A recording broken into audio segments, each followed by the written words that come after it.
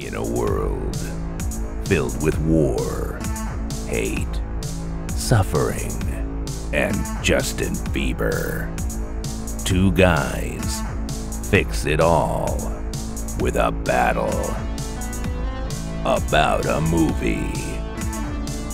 One film, two opinions, one coin, two sides. They feud. You decide. It's time for Film Feud.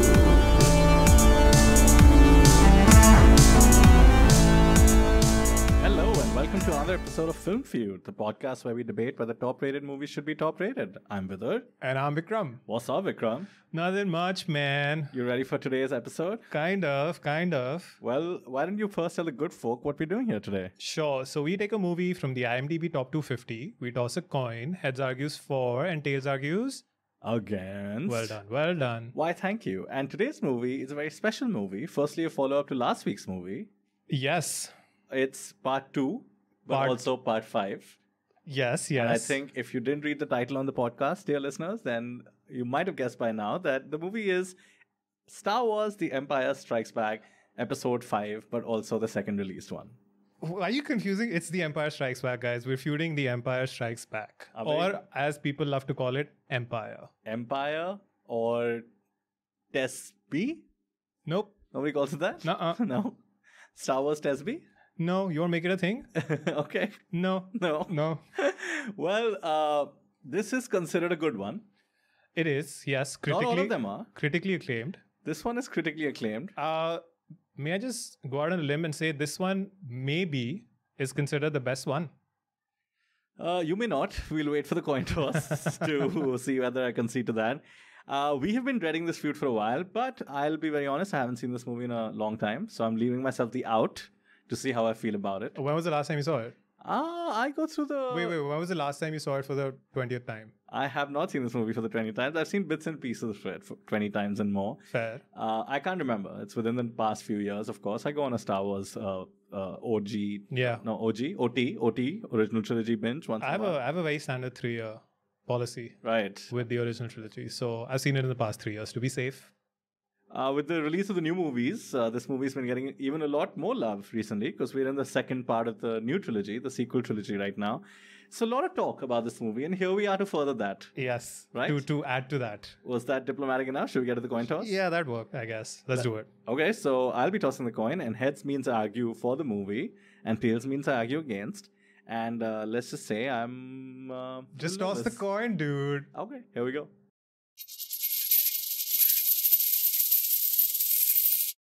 And it's tails.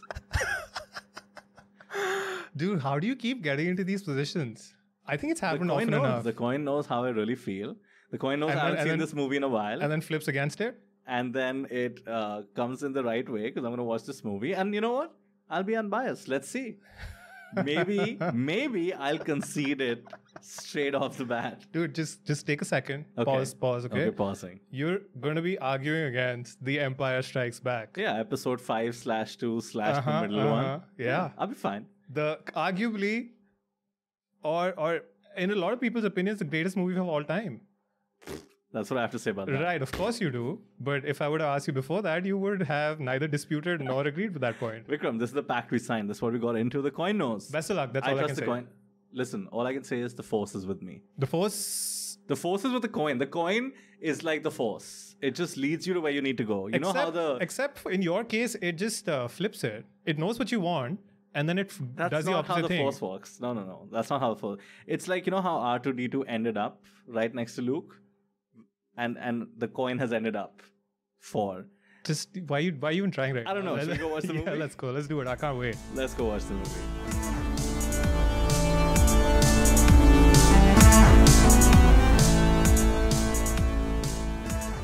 Vidur. Are you doing Darth Vader? Hey Vidur. You just sound like Vikram with a sore throat. Hey Vidur. Yes, Vikram Vader. I am your father. Now give me a beer. What? Otherwise, I'll force spank you. What? Vidur. What the hell is going on? I am your father. Vikram, Vikram. Such a good movie, dude. Vikram. It's such a good movie. Vikram, that was awful, firstly. Well, I'm going to force spank you because you're my kid. No? Doesn't work? I'm still digesting how awful that was. Imagine Vader actually force spanking his kids. I've seen plenty of cartoons that have all possible permutation and combination of Vader, Luke, father jokes. But I think the best one is in this movie itself. I'm jumping way ahead to literally the final scene of the movie. Okay. Everybody's seen Empire, right? We don't need to go in order. But the final scene of the movie, Luke finds out, I'm your father, all that. He escapes. His arm is gone. And then Vader talks to him telepathically. When he's on the Falcon. When he's on the Falcon. Yeah. And he's just like, Luke. And Luke, till that point, he's just been like, no. And then he's like, I hate you. And then all that. It says, Luke. And immediately, Luke looks up. He's like, Father? The first time Luke is referring to Vader. Father? It's the first time he's said it in his life, man. Like, he's kind of bittersweet about it. Bro, that was quick, man. Like, he's immediately gone from no. And it's like, Ben. He's like in a fever dream, right? Yeah. After his hand being cut off. He's like, Ben, why didn't you tell me? And then I wish Obi-Wan's voice had just come. He's like, because George wrote it afterwards, Luke. Use the Force. You enjoy kissing your sister till then, buddy. No, George came up with it afterwards. Yeah, but then they always knew that they're going to do a father reveal, even in the New Hope. Then why?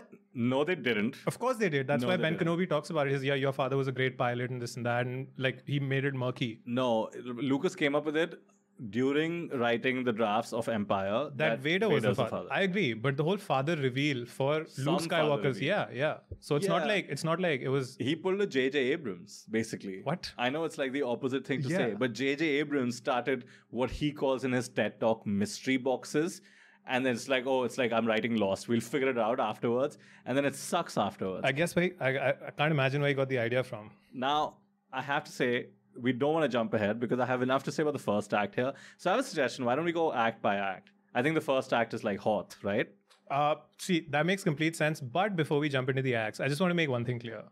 That The Last Jedi did it better? No. Please, dude, I'm going to barf on your face. The Last Jedi did it better. That's probably what you had to say, right? No, I know your argument's going to going to be based on a lot of nitty-gritties, which is fine. Because for a movie this great, that's all you have going for you. So go ahead. You know what? I'm not going to whine about the nitty-gritties this feud. You know what? I will make it a sans nitty-gritty feud. I can't wait. Let's get into it. Let's do it. The opening, Battle of Hoth. Yes. Hoth. Yes. Like 30 minutes, maybe 45 it lasts. Like, this movie had the balls to put its biggest action sequence in the first act. That's amazing. This movie had the balls to open with filler content for What? 45 minutes. How is that filler content? What are you saying? Pure filler. Okay. this 80, movie, the whole, I'm going to wrap my thing around your... Like, that's amazing. It has no outcome on the story whatsoever. Obviously, it's the first act. That's the whole reason why the base is shifted. What do you mean it has no impact on the story? No, the opening is already they found the base and then they're going to just like move. Or they haven't found the base, probe droids. But like everything in this movie apart from the third act is filler, which makes sense because this movie is filler because it's the second movie. It doesn't matter as much. It's just like... It's like the opening scene of The Last Jedi. Sorry to bring it up again. It did do it better. Well, it like most parts of it better. Okay, that's your opinion. You can keep that to yourself. This whole feud is my opinion. But You in The just Last said, Jedi- except for Act 3, everything is filler in this movie. Definitely. So Luke's training, Yoda's appearance, it's all filler? You're right. Luke's training is the only part that's not filler in Act 2. And we'll get to that. Let's talk about the first act. Sure. In The Last Jedi, at least they linked the opening battle sequence to like pose subordination and it had some sort of impact on the rest of the story. Here it doesn't at all. Like they literally could have opened it with a scroll and just around 20 minutes into it is when Vader appears with the Imperial Death March. And you know what? I'll grant you the Imperial Death March right off the bat. Amazing piece of Star Wars music. Agreed. Invented for this movie. Agreed. And also just to add to that, like the Superstar Destroyer and just the whole focus on the dark side. It should have just opened on that. Everything else before this could have been in the scroll. It didn't matter. What? What are you saying, dude? Hence, Last Jedi did it better. No, hence not proven, okay? So the whole first act, the probes, the Luke scene with the Tauntauns and Oh my him God. finding the lightsaber, the fight, the battle sequence between the troops, that first shot when they say that the Imperial fleet's marching towards the base and they show a guy using his fancy binoculars at the AT-AT, that shot is like, it's legend. What are you talking about? Vikram, don't be a noob. It's AT-ATs and not AT-ATs, firstly. I've taken a liking towards calling them AT-ATs recently. Now, I don't know why. about Luke in the first act. Yeah. Luke, the great pilot / Jedi in training from Star Wars: A New Hope, Yes. is taken out by the abominable snowman Yeah. on a random planet. Yep. For shame, sir. Why? What do you mean for shame? shame? His force skills are so raw right now. He can't sense it. So what? He's bested by like a bear meets a yeti. I disagree. He's not bested. He bests the bear yeti. And he bests the bear yeti by cutting off the arm of another sentient animal. That's so non-Jedi. And he hasn't learned the Jedi way. He leaves the bear yeti He's bleeding to scared. death. Yeah, he's scared. No, the bear yeti he runs away, and so does Luke for some reason. And also the arm cut off is bloody. Like, remember lightsabers? Like, they cut off cleanly, as happens at the end of the movie. Super bloody. And it's just like, because George Lucas was obsessed with arm cutting, I guess. That's why the scene is in it. And then, dude, he's bested after that by the cold. Yeah. He goes out, he's bested by the cold. Yeah. Wait, you trying to prove a point by saying Luke is a proper Jedi by now, No, which he's he not isn't. a proper This Jedi. is the movie that makes him a proper Jedi. It's Before just this, he's dumb. been trained by Obi-Wan on a ship. On a shipwright, basically. That's his training. With a helmet and a ball. That's his training. So obviously he's nowhere near being a Jedi. But he's bested by the cold. Like, this is your hero and you're watching this. You can't restart over that this guy's a wimp by starting that. He's not. First, he was just a wimp on Tatooine. Now he's a wimp with a lightsaber on Hoth. What? You remember that old Yoda quote, right? By the way, fear leads to anger. Can you do a Yoda voice? Oh, no, not... Oh, I'll try. Okay. Fear leads to anger. Anger leads to hate. Hate leads to yetis. Yetis leads to arm cutting. Arm cutting leads to cold. And cold leads to suffering. I'm just so glad we have this on a recording for like years to come, because I'm going to keep going back to that just for the sake of it. You know, talking about the cold, it's so messed up during production. Like especially this ice planet scene, the whole Tauntaun beast yeti, whatever you're calling him, was shot in Norway. Tauntaun are the camels Han Solo rides on. No, Tauntaun and the beast yeti that you bear and the yeti. beast yeti, yeah. All of that was shot in Norway, and unfortunately, that was like the worst snowstorm in Norway's history happening at that time. Yeah. Because of which the crew couldn't even get out of the hotel. So the scene where they show Luke coming out of the cave, it's actually the shot is actually their hotel exit door covered in snow and just Mark Hamill just peering out of it. That's the shot. That's how cold it was. That's crazy. Commendable, I guess, that they actually shot it on some location. Although the little ice structure they've built looks a lot like a plaster of Paris set. But I promised you no nitpicks, so I'll try to stay away from it. Yeah. So Luke, lame. Okay, then he does a decent job against the AT-ATs, I guess, with the tow cable. But the scene is just like iconic at this point. Yeah. Spider-Man in the MCU like refers to it. And like for good reason. I think that's like the memorable part of it, like the strategy. Everything, yeah, of course, that the strategy, and then because it's shown that the AT-ATs are so powerful, they're literally destroying the entire base. The fighters aren't having any effect on them. So firstly, they only call them the Imperial Walkers, which I think is a better name. But they really are the dumbest weapon that the dark side I don't get that. That the Empire has. Yeah, I don't get that. A lot of hate, like over the years, obviously, but I don't get it.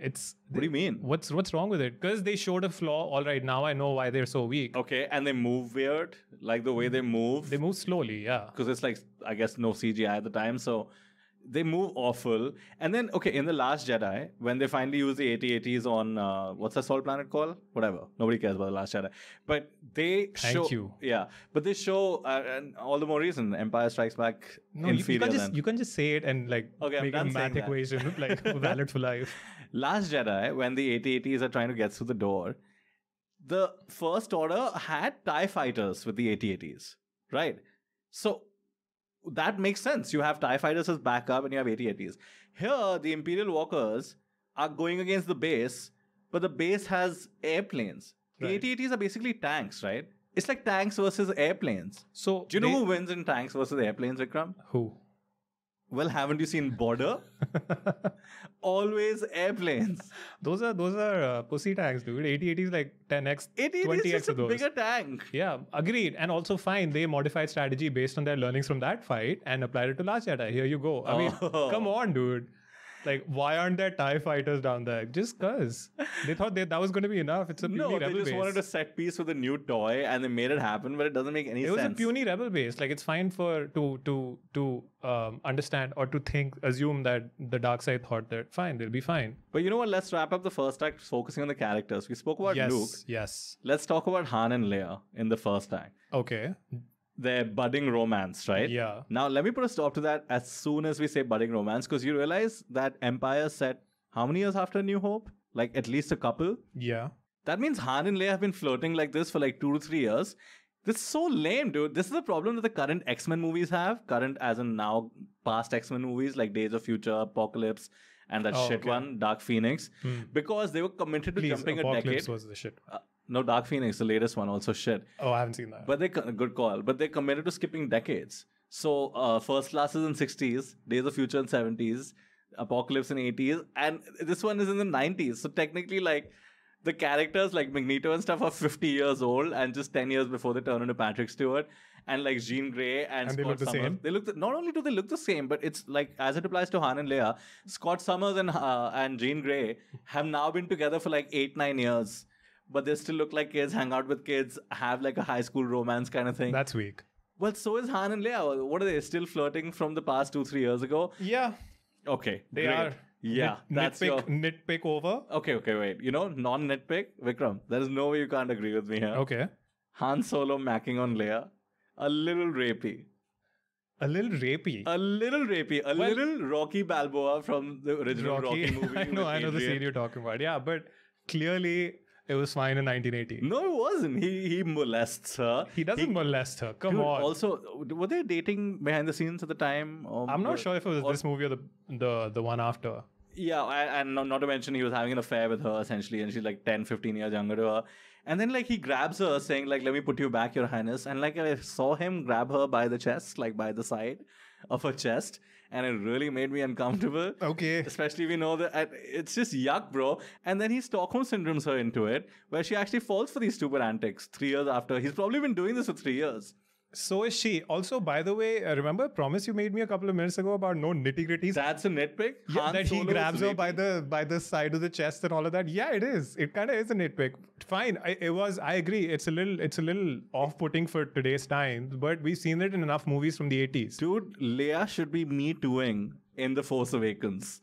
She should be looking around at what's happening, and she should have a Me Too moment. Except not, she's married to the guy in Force Awakens. That's ultimate Stockholm Syndrome. It's like Adrian with Rocky. Like, he doesn't let her go. He stops the door with the bicep, and then he just leans in until she's like, well, I guess I have no choice here. He Louis C.K.'s her. Are we done with Han and Leia? We're not, because it's also in this act that Leia kisses Luke as a tactic to like get Han jealous. Yeah, what's that, bro? Why is she kissing her brother? She doesn't know he's a brother. She doesn't know, but George Lucas knows. No one in that scene knows that they're brothers and sisters. But George Lucas knows. Yeah, he probably did that purposely to make the reveal even more impactful, which kind of worked if you think about it. No, it doesn't make sense. It feels like the script changed in the middle and then this changed the saga completely. And just because of that one kiss, you're saying that Luke and Leia weren't destined to be brother-sister from the beginning of the story. Firstly, yes, there's no way you can know brother-sister and make it incest. What is this, old boy over here? How is it incest? Firstly, it's a kiss. It's a kiss, yeah. Relax. There's no incest happening. And secondly, it actually makes brothers and sisters making out is incest. Just so you know. They're not making out. It's a kiss. It's like a normal, like, hey, Han, check this out. No, it's not. No, it's not. It's passionate. It's French. And it's meant to make her future lover jealous. Dude. Take it easy, man. Take it easy. It's a within the movie retcon. It doesn't make any sense. It's not. You're forcing it to be a retcon. No, it is. It's like if Captain America randomly revealed that he was that Sharon Carter's father or something. That was firstly a very weird example that you picked because it doesn't work according. That's very icky. He was literally going out with her. You know what? That's the right word for it. It's icky. It is icky, but the point that it makes you feel icky is kind of serving the purpose. I'll tell you the max icky point. It's like the fucking bravado that Luke has looking at Han. Yeah. Being like, yeah, look who got some bitch. Yeah. And Han should come back to him from your sister, bitch. Well, the Mark Hamill bravado part, I mean, I've said this to you a million times on and off this podcast. His acting is not the best. Aha, the concession begins. Every Mark Hamill movie we feud, whether I'm for or against, that will be a point of... Star Wars, the concession begins. And also, let's not pretend we'll ever feud a Mark Hamill movie apart from Star Wars. Well, maybe if one of his animated movies comes to the top 250. You know, can we move on to another character who's established or shown in the first act? Who? Vader. Vader's first scene, by the way. I love how this movie focuses on the dark side, not just in terms of like set design with like the Star Destroyer, the AT-ATs and stuff, but also in terms of the character of Vader. Firstly, where did Vader come from? He spun out into the galaxy at the end of the first movie. Yeah. And now he's just back? What, you think he's just spinning forever? Because he's the most powerful being in the universe, just sitting and spinning on a spaceship away to glory. Wasn't there some Star Wars legend story where there's a canon novel about like the immediate portion of the story preceding that spin. He figures it out, bro. He figures what out? He figures out how to get out of a spinning spaceship. But he's been back to his fleet. He has some power upgrades, man, in this movie. Super crazy power upgrades, dude. Firstly, like, I just want to talk about the first shot of him where they show the back of his head, like a wide shot, and he's just looking into space. Yeah. And then the music, obviously. Da, da, da, chills, man. Da, da. Every time I watch it, it's chills. The Super Star Destroyer. Wow. Every time I watch it, Can you give me another one of those wows again? I can't, because it's so genuine, dude. Like it's coming from the heart. I think it was crazy, and also like his power upgrades that we spoke about. He's choking his admiral via FaceTime through the screen. Yeah, FaceTime choking. That's amazing. And then the next admiral just looking and shitting his pants. That like it actually looks like he's shitting his pants. Such great acting. Yeah, that was too aggressive. A power upgrade. Like when he's doing the whole "You have failed me for the last time, Admiral," an iconic line now. You know what I imagined? Did you watch Dragon Ball Z as a kid? Very little. Do you remember when Goku's going to fight Frieza? For like 50 episodes, Guy's name is Frieza. Yeah, Frieza. Okay.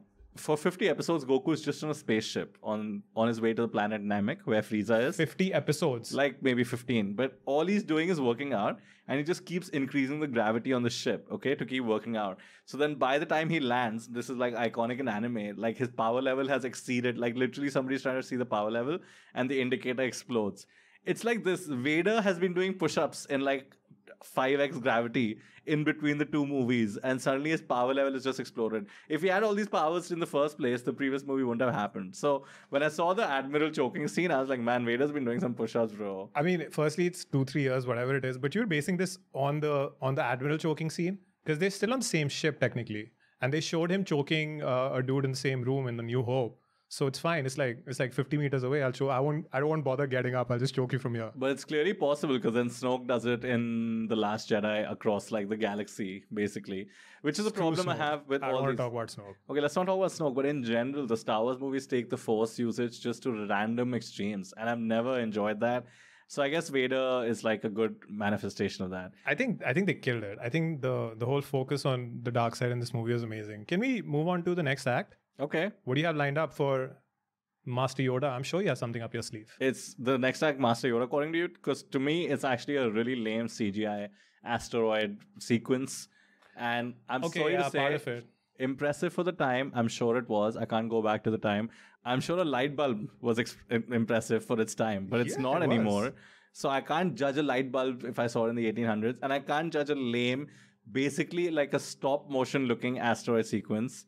I'm sorry, it's just not cool, Vikram. It's not good. It's CG for that time. It's dated by its technology. Yeah, but I'm sorry that like a free software on my phone beats Star Wars now. I can't like find it impressive. See, good storytelling stands the test of time, right? And in that sense, maybe episode 4 had like classic good storytelling. So it stands the test of time. Here, the storytelling is like, again, sequelitis. It's in the middle of the first and third movie. And this is a lame set piece and it doesn't. So it actually really bored me. But we can jump to Yoda. I think just the whole like slow chase, Empire versus the Falcon, I just found it the weakest part of the movie. Interesting. I thought weakest part of the movie might be true, but I don't think it was that bad. In fact, everything apart from that creature in the asteroid is what didn't look as good, even though today the creature looked good or bad? No, creature looked bad. Everything awful. Else was great. Everything else was great. The chase, him hiding on the asteroid, all of that stuff, I loved it. It was so good. It was lame. It's like watching like a 90s Indian TV show for its time and being like, well, this is the best they could do on that budget. 90s Indian TV shows could not come close to that. To 70s, 80s Star Wars movies. No shot. Maybe, but we can go to like Dagobah, Dagobah. How do they? They all say it differently, but how do you want to say it? Dagobah. Sure. I guess. Yeah. Firstly, again, another use of the Force, just like R2-D2 landed on Tatooine. Luke crashes his ship on a planet, Vikram, next to the dude he's looking for. Close to the dude. On a planet. Yeah. The Force. The Force. The Hashtag Force. the Force. You can't explain it, but it guides you. It's for 12-year-olds. I believe in it. What do you mean it's for 12 years old? You believe in it? I believe in the Force. This movie You have is no for idea. You have no idea how much time, mostly in my youth, I spent just lying on my bed, putting my hand towards my door and I was like, close, close, close. And it didn't work. I was like, that's not true. But I still like the concept. This movie is for 12-year-olds, which is evidenced by the fact that Yoda is a puppet. It's a puppet, yeah. So what? It's Frank Oz. He did all the Cookie Monster guys and the Muppets. So what? Vikram, you're not understanding. I can tell that he is a puppet. You see the problem? Yeah. I'm watching a movie with a Mark Hamill, the star of Star Wars: A New Hope, interacting straight face with a puppet. Yeah. I'm sorry, I can tell. It's a puppet. I'm looking at it, I'm seeing like he's looking, it's like watching a Muppet movie. Yeah. What do you mean? Yeah, I can't take it seriously after that. Also, his lip dubbing is like completely off. His mouth moves up and down. But you know why? Because he's a fucking puppet. So wait, your point here means that It was a fuck up. It wasn't a fuck up. They did that purposely. It didn't age well.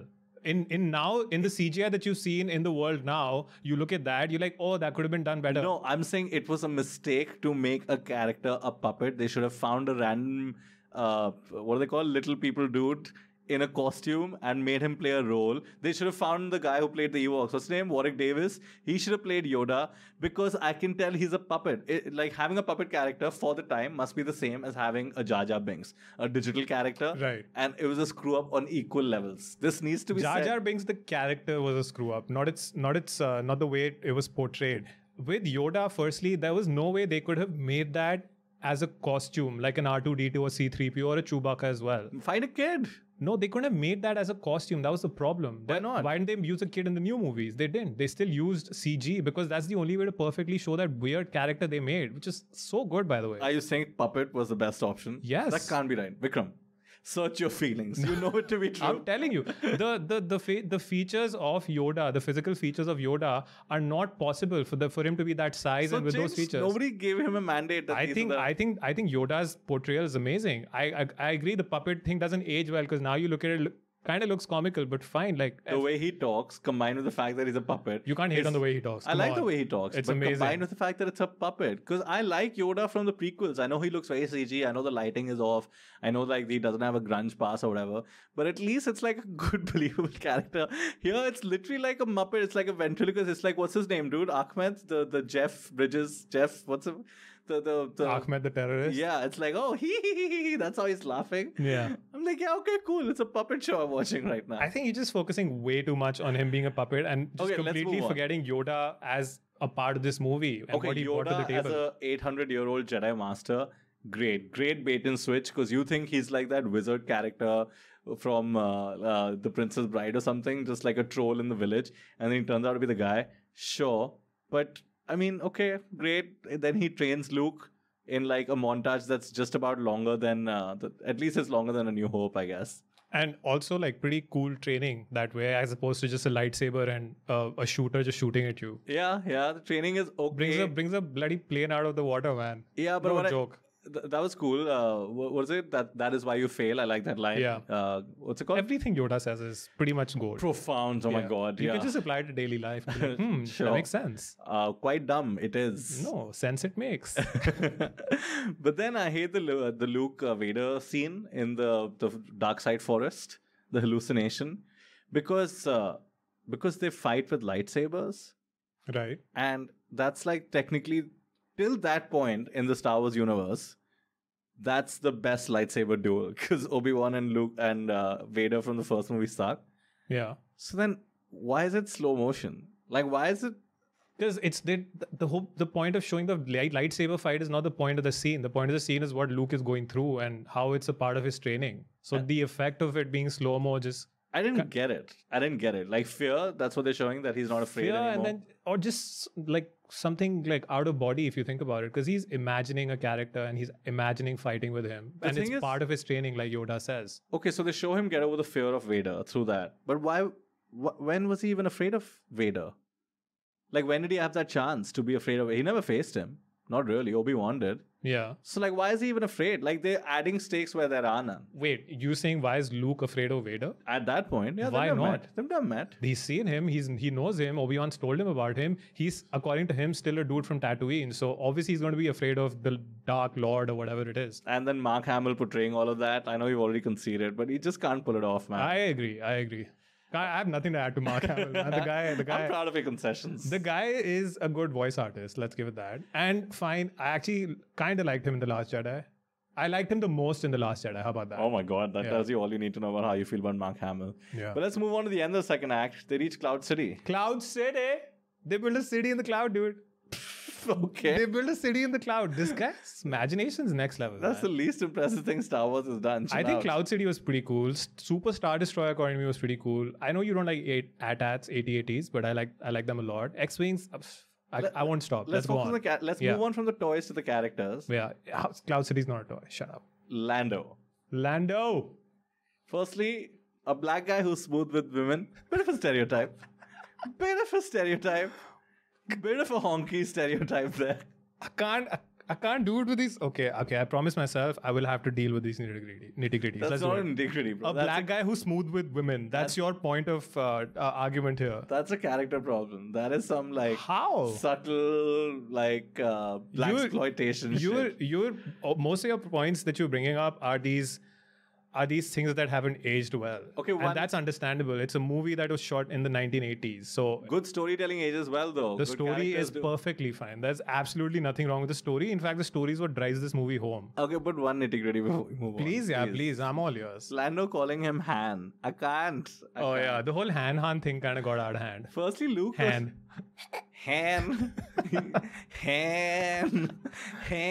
Solo. It's his, I don't know, Tennessee accent. I don't know where he's from. It's not. A lot of people call him Han. Yeah. Because nobody decided. George Lucas calls him Han in interviews after the first movie. And then... So wait, the only ones calling him Han are Luke and Leia?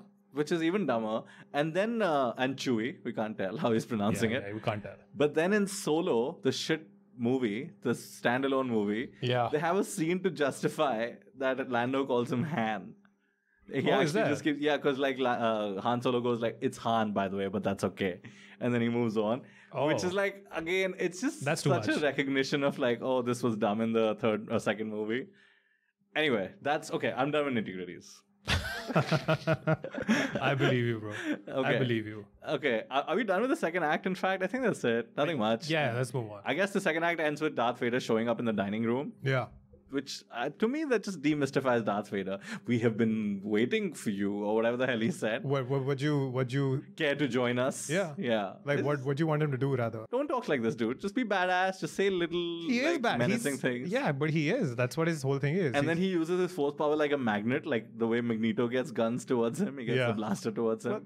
Are you questioning how the force runs? Especially in this movie. Always questioning how the force runs. This movie is a template of what all you can do with the force. But while we're talking about Vader in the third act, so nice of him to let everyone say the goodbyes, have goodbye kisses, let Leia tell Han, I love you, let Han say... Can we rewind back 30 seconds of this I'm done with nitty-gritties? That's not a nitty-gritty, This is a nitty-gritty. He said उसने character को bye कैसे बोलने दिया, वो तो menacing आदमी है. It's unmenacing his character. It's not. It's messing up Darth Vader. That's a nitty-gritty. Yeah. It's this point that you've raised against that argument is a nitty-gritty point. He's still menacing as shit. What are you talking about? And then the whole thing about Boba Fett standing up to him, talking to him and stuff, that makes Darth Vader less menacing. I never got the love for Boba Fett. Same. Never. Oh, another concession. Screw Boba Fett. What? There's no concession. I mean, I don't get it. People are like, oh my god, Boba Fett. People really love the guy. I'm grateful because we're getting a show out of it for some reason. But I don't get the whole Boba Fett obsession, especially because of this movie. The whole thing about Boba Fett, arguably the greatest side villain of all. I was like, he was barely there. He didn't do anything. He didn't do anything. He actually didn't even capture Han. What is his role? He's a bounty hunter. Yeah. But he's actually just a transporter. He doesn't capture Han. Does he have anything to do with it? No. He's getting paid by Jabba the Hutt. What a good deal, dude. Yeah, what a good deal. It's so dumb. But then, when it gets really stupid is after Han gets frozen in carbonite, which was because he didn't want to come back. What was the deal there? they were still, I think, negotiating his contract for the third movie, and it was unsure by the end of this movie. So they just put him in carbonite. They're like, "Nahi aaya to nahi aaya. Aayega to figure out." We'll figure Literally, it out. you're in the middle. Yeah. And if he doesn't come, then he'll just end with that pose in the carbonite. Yeah. Great. Because that's why that last line that he says, "I know," when she says "I love you" and he says "I know," that was meant to be meant to be a goodbye Han line. Improv, by the way. Yeah, by improv, Han Solo and by Harrison Ford. Sorry. Yeah. And then Luke comes to rescue them. Yep. Against the suggestion of Yoda, which doesn't make sense. He ends up being right. Wait, does he? No, he gets beaten. Yeah, he doesn't end up being right because all his friends are good except for Han. Also. Yeah, I mean, I don't think... I mean, Yoda, the only reason he doesn't want him to go is because his training is incomplete and he knows that he might get swayed to the dark side. And later on, we found out that it's happened before. So he was scared. So was Obi-Wan. So they're like, complete your training. Don't worry. Like, it's the fear is clouding your judgment in terms of what's going to happen to Let your friends die. No, your friends might be fine. What you think is happening to them is because you're being clouded by fear. Ah, interesting. Deep stuff. Yeah. Vikram, deep stuff. I've thought about You know it. what's not so deep is Luke tiptoeing around Cloud City with a blaster. With, by the way, the worst music I've ever heard in Star Wars. There's no way for me to even like represent it here, but go back and listen to it. And then Leia says, "It's a trap." Do you remember her saying it's a trap? Yeah. That was so comical because she's being taken away by stormtroopers. And she sees him. She leans out of the door and she's like, "Luke, it's a trap." Yeah. The stormtroopers yank her away and then she comes back again. It's a trap. It's like, what? Is a 12-year-old directing this? It makes no sense. And the music, dude, it's like, oh, he's tiptoeing. It's like Charlie's Angels, you know? Not the new one, the Farrah Fawcett one. I have no memories of the Farrah Fawcett Charlie except for like Just imagine. picture. Imagine. Okay, fine. Maybe for like 2 minutes the music's bad. You can't argue against the score in this movie though. I will concede. I already conceded the Imperial Death March. Obviously, original everything. Star Wars music is original Star Wars music. But you know what I will concede, and this is the part we're moving on to next, is the third act final duel. Let's talk about it, bro. Let's get into the final duel. I'll start off by conceding not the music, but the sound design. It is ridiculously good. It is. I agree. It's amazing. The sound throughout, I feel like even what John Williams ended up sort of making a base of and what other movies are extracting from it, it's so good. Like the themes attached to each and every character, the iconic themes, we don't need to talk about it. It's amazing. And the production design, also concede. Yes. It's ridiculously good. Crazy. Not the fake Cloud City sky and all that they have in the rest of the sequence, but the Vader Luke duel. Every location. In the air shafts. Air shafts, the first where they freeze him in the carbonite, even that because of the smoke, very cinematic. Amazing production design. It's crazy, dude. Like, I've said it before in this feud already, but what this guy or this team ended up coming up with, it literally laid the groundwork for sci-fi, adventure, action movies to come. No. You're broadening the scope of my concession. It just flows into one another. Let's talk about the ridiculously bad. The whole final duel, very overrated. And Vader's swinging is so bad. At one point, he literally does a 360 for no reason. And then they cut away from it. At one point, he falls off like a sumo wrestler, like they're on a ring. And then Luke just manages to push him. And then he falls backwards. And he almost has like a Wilhelm scream, like, ah. And then at one point, the way he jumps and flies towards people with his cape. Yeah. It looks so bad. You don't like the jump? No. I love the jump. Like, how does he jump like that? You can tell he's on wires. Obviously, I mean, like, if 80% of filmmakers did it today, it would look like it would be on wires. But the stunt coordinator will be like, yo, bro, like, you need to change your stance because you look like you're on wires. No, I actually really like it. I like the jumping part. I actually like him falling off that sumo wrestler ring part because that's when Luke just comes down. He's like, oh, where'd he go? I love the duel because it's less of a duel. Vader clearly is holding back because he wants to not kill Luke. Yeah. And Luke is just raw anger. Do you think that's the best Star Wars lightsaber duel? Oh, Star Wars? Yeah. No chance. Well, no, not including Rebels. Still no. My favorite is Obi-Wan and General Grievous. Oh, from episode 3. I actually really like that duel. Ah, that's not a well-picked one. A lot of from the original trilogy? From the original trilogy, well, I think Last Jedi might trump it because that's original. Oh, sorry, I meant Return of the Jedi might trump it because there's more fighting in it. Yeah. This one's a little more chasing and Vader messing around with him and stuff. Hitting Luke with objects, and Luke, like the way Luke like bounces around when he gets hit That's by all objects. Mark Hamill, dude. That's all Mark He's Hamill. like a 90s Bollywood hero. It's literally Mark like, ugh, yeah. ugh. Mark Hamill, dude, he can't do better, bro. Oh my god, it's Cut so the guy some bad. slack. It's so bad. He like messes him up. Yeah, I think Mark Hamill is just he makes all the duels weak that he's in. But I think that this duel is good because of the situation. I think the duel is good only because of what happens at the end of it, which is the iconic moment in Star Wars. Yeah. Say the line. Luke, I am your father. Incorrect. It's no, I am your father. Oh no, Common I am your misconception. father. You're right. You're right. But then Mark Hamill's reaction again. The expressions, no, it's not true. You know, like an interesting tidbit is when they were shooting this scene, only Mark Hamill knew that Vader's his father, Luke's character, and even the guy. So Lucas didn't tell like David Prowse, the guy who was playing Lucas didn't tell anyone. Only Mark Hamill. So David Prowse is actually saying some gibberish like I killed your father. I killed your father or something like that. And he sees Mark Hamill's reaction and imagine like in the entire crew's like, what the hell happened to this guy? Why is he reacting so fiercely for this? I felt the same way despite the I am your father reveal. That's Mark Hamill. Yeah. That's not how you should react. That's Mark Hamill. His face becomes so And you know, contorted. I read this kind of interesting piece out there where it's obviously this is like fans or super fans just digging deep and finding like stuff where there isn't any. It's like saying that Luke Skywalker, because he's so strong with the Force, subconsciously kind of knew that Vader was his father. So that reaction. I'm just gonna stop you there. No, Like, let me complete because I'm not for this point. But that's why Mark Hamill's reaction is more sadness and acceptance than whatever. I was like, no, bro, that's just Mark Hamill acting, doing the best he can, and that's the thing he can summon. Yeah, exactly. And there's a legion of Star Wars fans that will justify anything and write the movies for writers that don't do a good job. Yeah, it's kind of like what happened with Game of Thrones last No, season. with the sequel trilogy, people are doing that more and more with the new Star Wars. Every dumb decision gets justified. Yeah. But anyway, whatever. Like I think Lion King did it better in terms of father-son interactions. This is the template for good, bad, father, son. This is the epitome. There's no one did it better. I am your father. Yeah. Okay. Forget. And then Luke, so he's like, I'll never join you. I hate you. And then he does what, Vikram? He just does suicide, basically? Just goes with it, man. He just goes. Imagine the Force is a river. No, don't BS me. I want you to articulate. I will.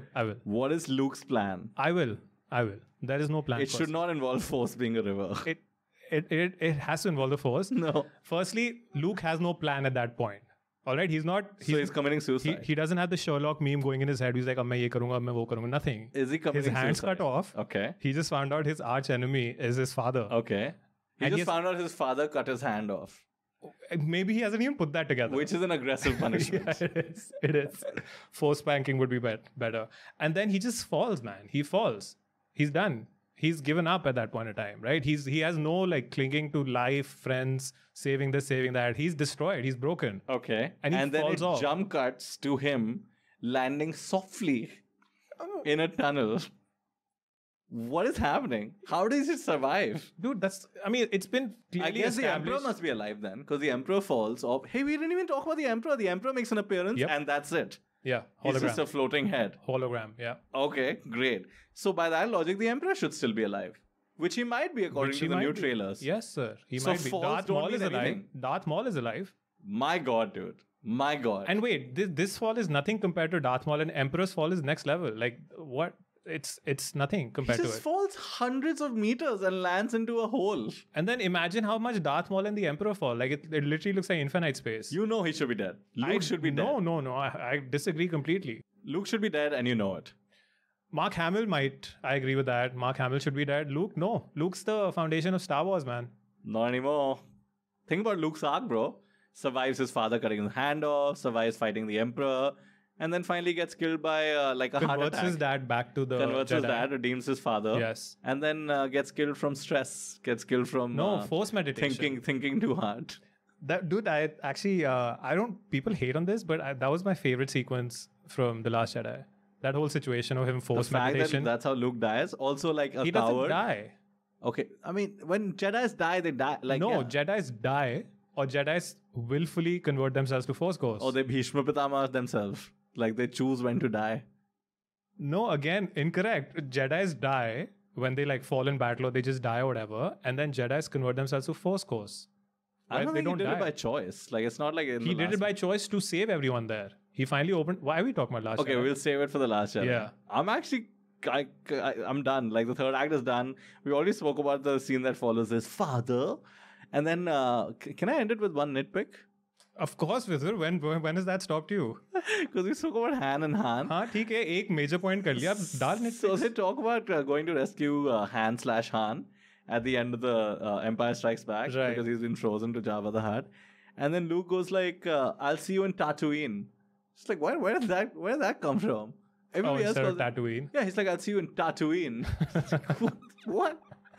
Is there not a director? Is there not a script supervisor on board? We haven't spoken of the director of this movie, which I thought was a master stroke by Lucas to Owen Keshner, yeah.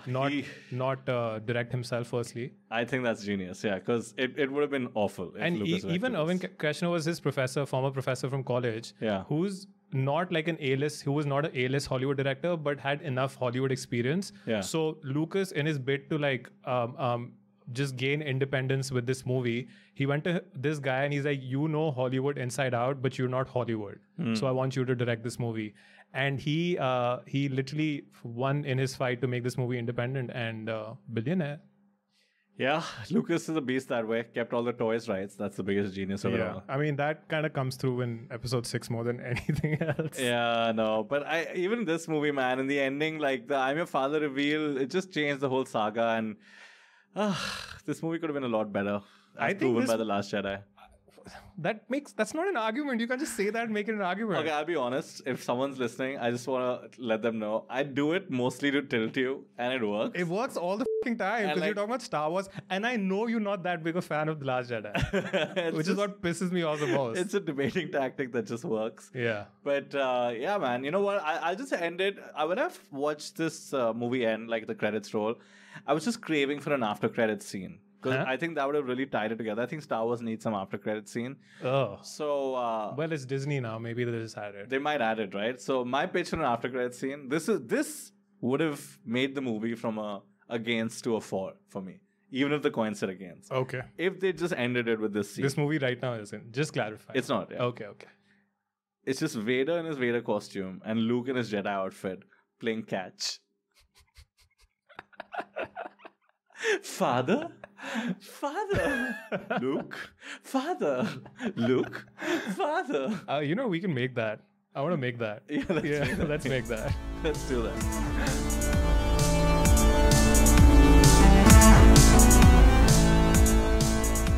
And that wraps up this week's episode of Film Feud. Hope you guys enjoyed. Thank you for listening. Now we feuded, and you, our listeners, get to decide who you think won. You can vote on our social media at Muncher Movies on Facebook, Twitter, Instagram, or you can write in the YouTube comments at Muncher Movies on YouTube. You can also find us wherever you guys get your podcasts: Google, Apple, Spotify, Stitcher, Castbox, and more. Or on our website, munchermovies.com. Until next week. Bye-bye.